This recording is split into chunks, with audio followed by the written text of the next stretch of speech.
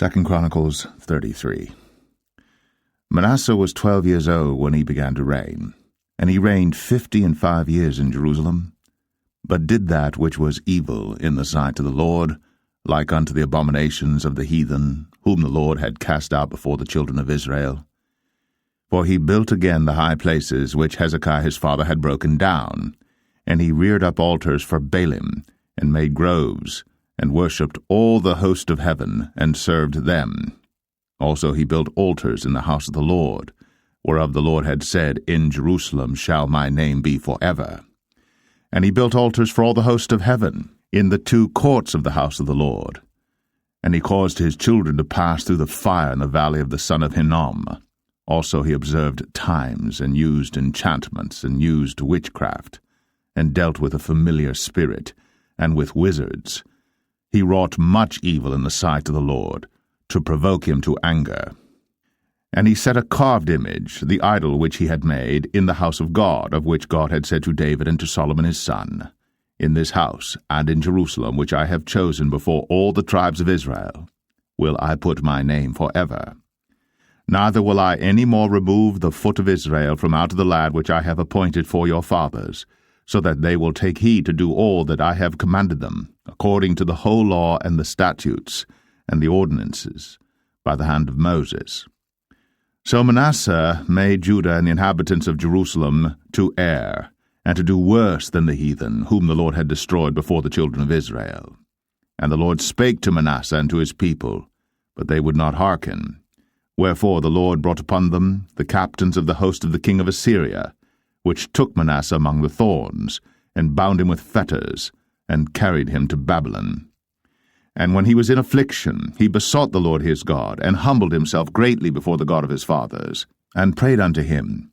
And he was entreated of him, and heard his supplication, and brought him again to Jerusalem into his kingdom. Then Manasseh knew that the Lord, he was God. Now after this he built a wall without the city of David, on the west side of Gihon, in the valley, even to the entering in at the fish gate, and compassed about Ophel, and raised it up a very great height, and put captains of war in all the fenced cities of Judah. And he took away the strange gods and the idol out of the house of the Lord, and all the altars that he had built in the mount of the house of the Lord and in Jerusalem, and cast them out of the city. And he repaired the altar of the Lord, and sacrificed thereon peace offerings and thank offerings, and commanded Judah to serve the Lord God of Israel. Nevertheless the people did sacrifice still in the high places, yet unto the Lord their God only.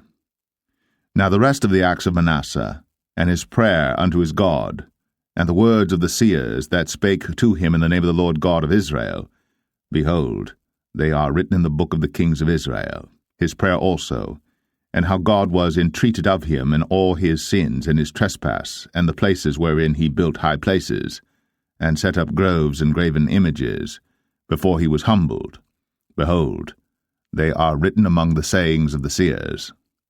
So Manasseh slept with his fathers, and they buried him in his own house, and Amon his son reigned in his stead. Amon was 22 years old when he began to reign, and reigned 2 years in Jerusalem. But he did that which was evil in the sight of the Lord, as did Manasseh his father. For Amon sacrificed unto all the carved images which Manasseh his father had made, and served them, and humbled not himself before the Lord, as Manasseh his father had humbled himself. But Amon trespassed more and more, and his servants conspired against him, and slew him in his own house.